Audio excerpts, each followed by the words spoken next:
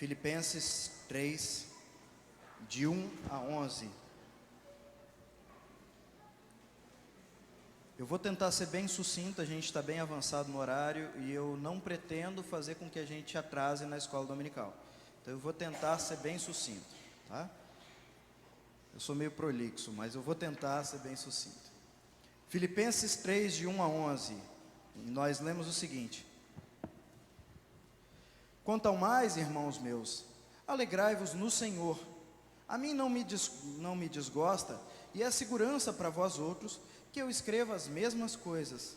Acautelai-vos dos cães, acautelai-vos dos maus obreiros, acautelai-vos da falsa circuncisão, porque nós é que somos a circuncisão, nós que adoramos a Deus no Espírito, e nos gloriamos em Cristo Jesus, e não confiamos na carne. Bem que eu poderia confiar também na carne. Se qualquer outro pensa que pode confiar na carne, eu mais ainda. Circuncidado ao 8º dia, de linhagem de Israel, da tribo de Benjamim, hebreu de hebreus, quanto à lei fariseu, quanto ao zelo perseguidor da igreja, quanto à justiça que há na lei, irrepreensível. Mas o que para mim era lucro, isso considerei perda por causa de Cristo. Sim, deveras considero tudo como perda por causa da sublimidade do conhecimento de Cristo Jesus, meu Senhor, por amor do qual perdi todas as coisas e as considero como refúgio para ganhar a Cristo. E se achado nele, não tendo justiça própria, que procede da lei, senão a que é mediante a fé em Cristo, a justiça que procede de Deus, baseada na fé, para o conhecer e o poder da sua ressurreição, e a comunhão do seu sofrimento, conformando-me com ele na sua morte, para que de algum modo alcançar a ressurreição dentre os mortos. Vamos orar mais uma vez? Senhor, nós te louvamos pela tua palavra.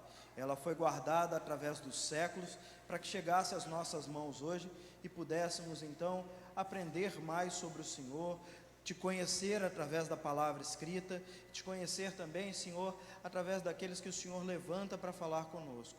Nós pedimos, Pai, que o Senhor encontre em nós corações abertos nessa manhã, para ouvirmos a Tua voz e para assim sermos transformados pelo poder do Teu Evangelho. Que tudo o que for dito aqui, seja dito para a Tua honra e glória.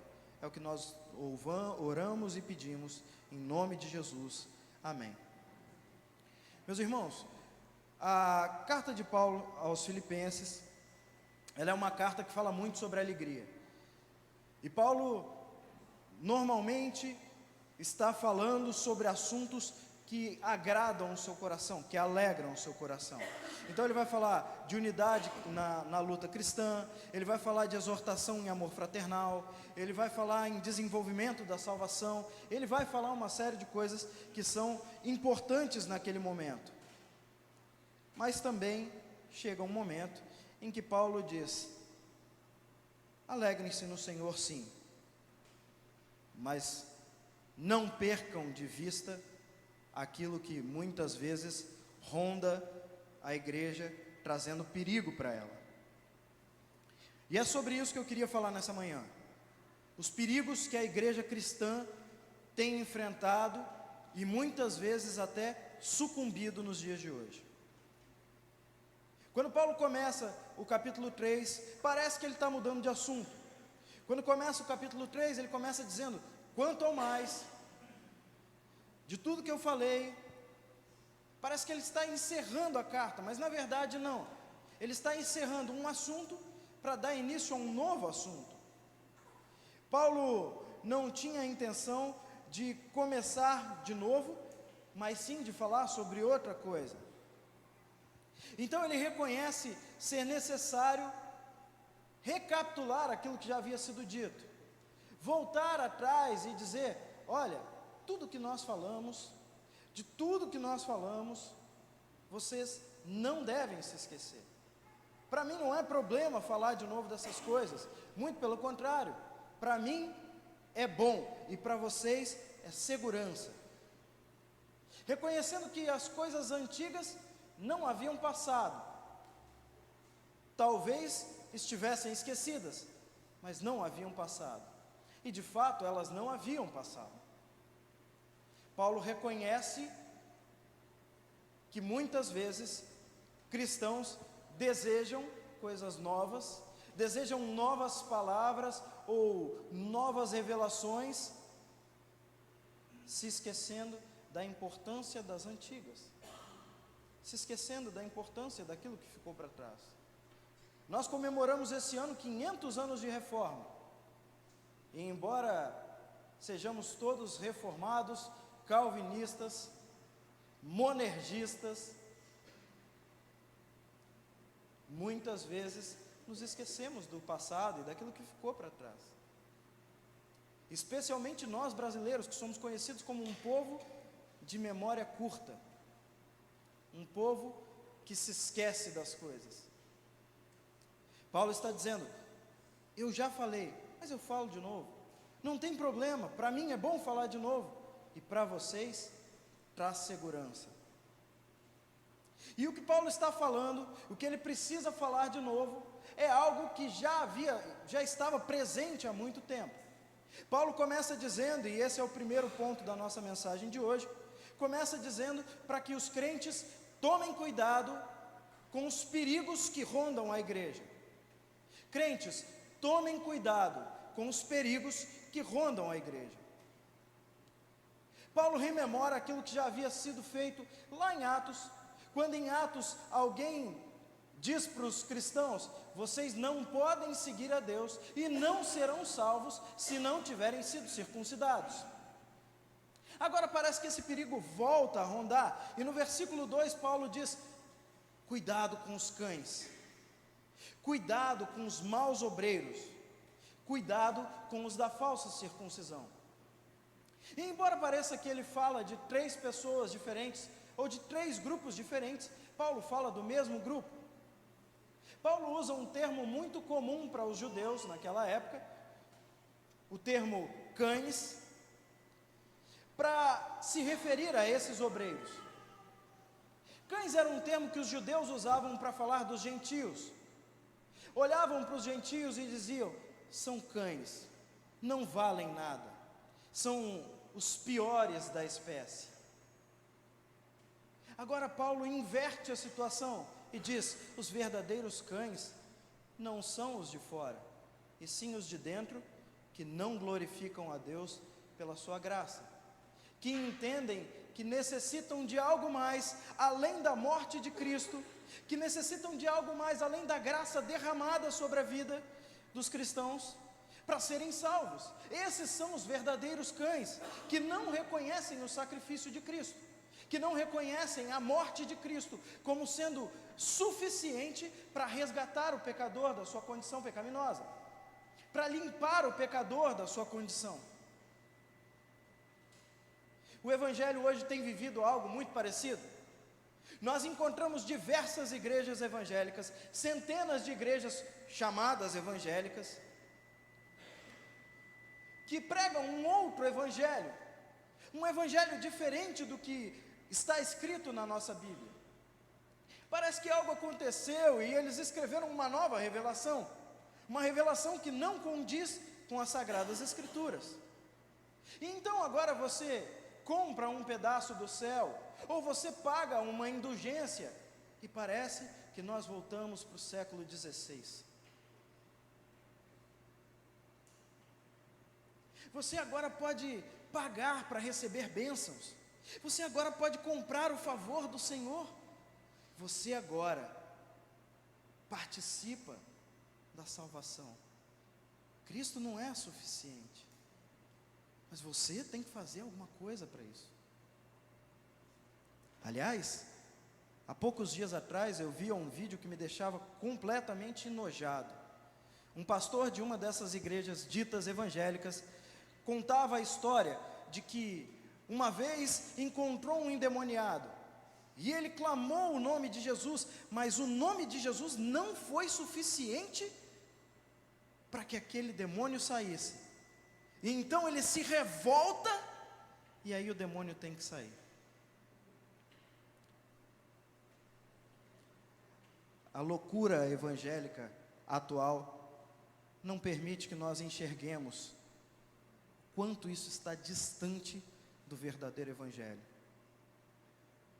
Do Evangelho que diz que somente Cristo, pelo seu sacrifício, pode livrar o homem do pecado. Como eu disse brincando no começo, nós somos monergistas. Apenas um trabalho foi feito para livrar o homem do pecado. Nós não somos sinergistas, nós não cooperamos no trabalho de Cristo, mas entendemos que Ele é o autor da salvação e que somente por Ele somos salvos. O povo de Filipos precisava ser rememorado disso. O povo de Filipos precisava ser rememorado de que a circuncisão não se encontrava na carne, não se encontrava na retirada do prepúcio. E se isso acontecia, Paulo diz, e em grego isso fica muito mais claro, se confiava-se nisso, então eram meros amputados e não circuncisos. Porque a circuncisão não vinha da carne, mas agora a circuncisão se fazia no coração. A marca de que somos cristãos já não é mais a nossa carne, mas sim aquilo que é derramado nos nossos corações. Se temos os corações voltados para Cristo, se temos os corações reconhecendo que Cristo é o único autor da salvação, então nós somos os da circuncisão e não aqueles que marcam a carne. Mais do que isso, Paulo diz: se alguém pode se gloriar na carne, esse alguém sou eu. Ele diz: olha, eu sou judeu de judeus, eu sou da tribo de Benjamim, sou doutor da lei, fui circuncidado ao 8º dia, eu tenho motivos para me gloriar. Assim como os judeus, recebi todas essas leis, a ponto de ser perseguidor da igreja por zelo. Mas Paulo lança tudo isso fora e declara: considero tudo isso como perda para seguir a Cristo. Cuidado, igreja. Os lobos devoradores, que se revestem de pele de cordeiro, ainda rondam a igreja. Lobos que se declaram pastores, bispos, apóstolos, eles ainda rondam a igreja. O risco não acabou, o perigo não acabou. Cuidado. Segundo ponto que eu queria tratar rapidamente é que Paulo considera todas as coisas como perda. Ele considera todas as coisas como perda pela causa de Cristo. E o segundo ponto é: nós devemos considerar as coisas como perda pela causa de Cristo. Paulo tinha todas as prerrogativas para se declarar o mais importante da igreja. Mais do que qualquer um dos apóstolos, Paulo tinha atributos que o fariam o principal de toda a igreja. Não só Paulo era letrado, judeu, não só Paulo era circuncidado como todos eles eram, não só Paulo vivia o judaísmo como eles haviam vivido, como era doutor da lei, um entendedor, alguém criado e formado aos pés de Gamaliel, um dos principais daquela época. Se alguém podia dizer: eu sou o mais importante, esse era Paulo. E de repente nós encontramos Paulo dizendo: mas eu julgo tudo isso como perda. E me assusta nas igrejas atuais nós vermos doutores, nós vermos apóstolos, bispos, pessoas que se declaram grandes, se declaram as maiores, quando na verdade o nome que devia ser exaltado é o nome de Cristo. Pessoas que deviam considerar todas as coisas como perda, deixadas para trás, exaltando o nome de Cristo, mas que constroem castelos para si mesmos, castelos de cartas, que ao primeiro vento serão derrubados.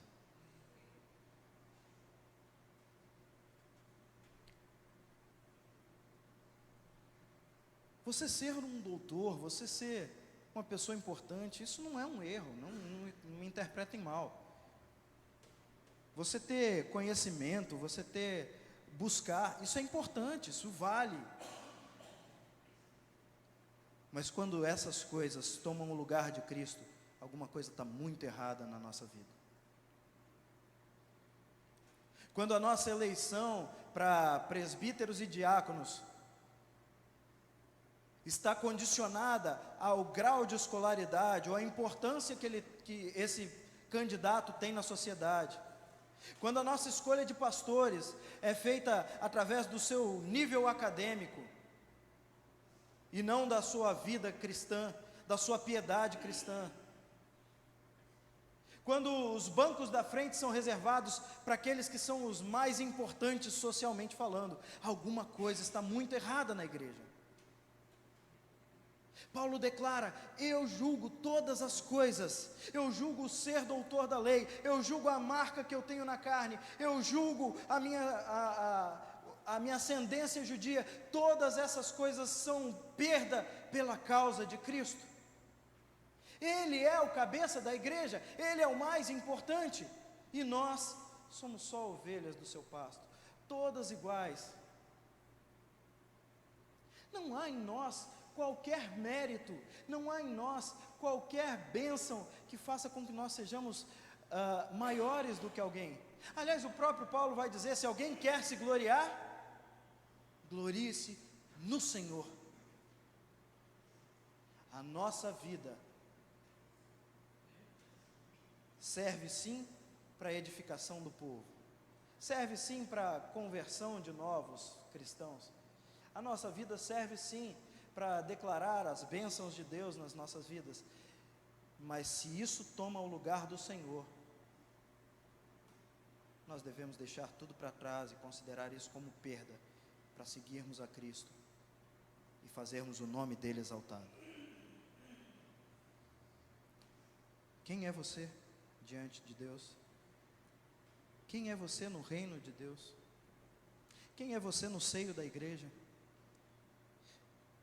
Se você se exalta pelo que você é, reveja a sua posição, porque o único que deve ser exaltado é Cristo.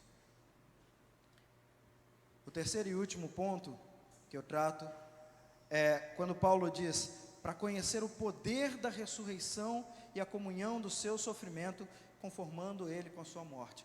O ponto é: nós cristãos temos que estar prontos para morrer. Essa semana, um grupo de cristãos no Marrocos foi pego pregando no Ramadã, e você deve ter visto essa notícia em algum site cristão. O Prime Gospel publicou, se eu não me engano. E esse grupo de cristãos, eram 5 cristãos, que foram pegos pregando no Ramadã, estavam condenados à morte, e morreriam essa semana, se é que já não foram mortos, eu não tenho certeza. Mas um deles, segundo o site Prime Gospel, disse o seguinte: a minha vida não é importante, desde que Cristo seja pregado.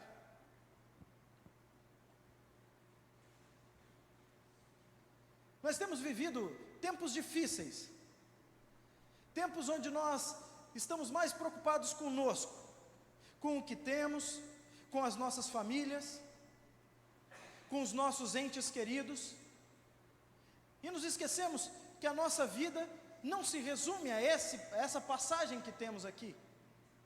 A nossa vida, se formos resgatados por Cristo, é uma vida que se encerra aqui, mas continua na vida eterna. Se a nossa esperança está apenas nessa vida, então nós somos os mais miseráveis de todos os homens. Nós estamos num caminho que não tem fim, que segue por toda a eternidade.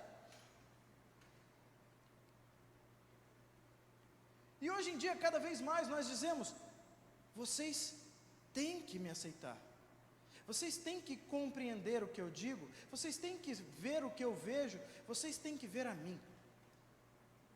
O cristão precisa estar pronto para morrer e esquecer que a sua vida tem algum valor. Aliás, quando Paulo é encontrado no caminho e fica cego e tudo mais, ele ouve do próprio Cristo: eu vou te mostrar o quanto importa sofrer por minha causa. Nós vivemos uma vida de segurança, nós vivemos uma vida de conforto, nós vivemos uma vida de aparente segurança familiar, e não nos preocupamos com o que virá depois. A sua vida precisa ser um testemunho de que o fim não é aqui.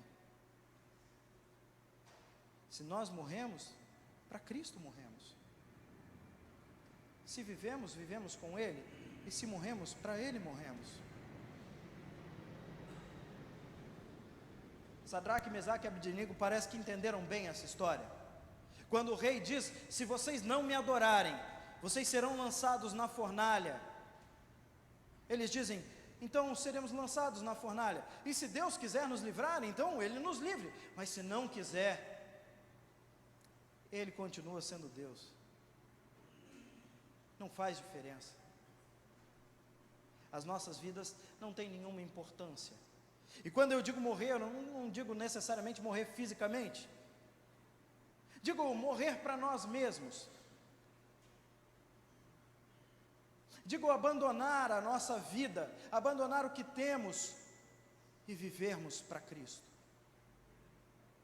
Fisicamente, sim, se for necessário, mas espiritualmente, certamente.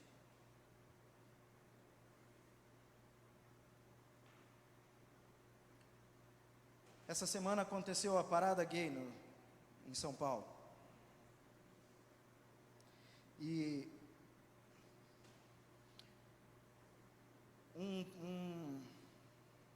um rapaz lá de Campinas, que tinha sido meu adolescente quando eu então trabalhei lá, numa igreja, ele postou no Instagram dele uma coisa que me deixou meio chateado.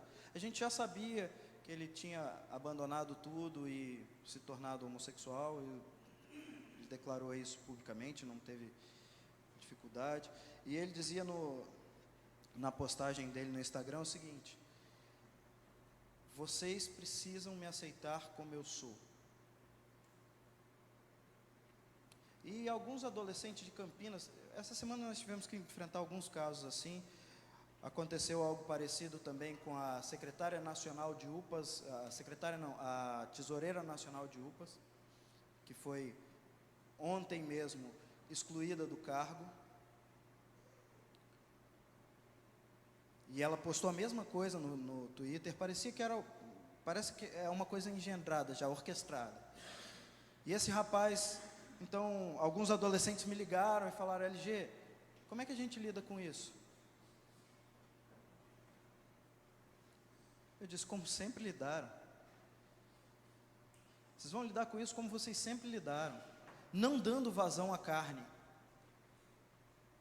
morrendo para vocês mesmos, não entendendo que aceitar o seu pecado, aceitar a sua inclinação para o mal seja uma coisa normal, mas morrendo para si mesmo, dizendo: eu tenho inclinação para o que é mal, mas eu abandono o que é mal e vivo para Cristo. Eu morro para mim mesmo, porque já não vivo mais eu, mas Cristo vive em mim. Eu tomo a minha cruz e sigo. Os cristãos precisam estar dispostos para morrer para si mesmos e viverem para Cristo. Sem isso, é impossível seguir. Sem isso, é impossível continuar na caminhada. Sem isso, nós estamos fadados ao fracasso na vida cristã. O que você tem feito com a sua vida? O que tem feito com aquilo que recebeu? Guarda para si? Abraça o seu pecado e declara: é meu, aceitem, eu sou assim? Ou dizem: eu não aceito, eu morro para mim mesmo e vivo para Cristo? Que Deus nos ajude nessa empreitada, nos ajude a cumprir essa função tão importante que Ele nos deu, de defendermos a causa de Cristo, ainda que isso nos custe a vida. Vamos orar?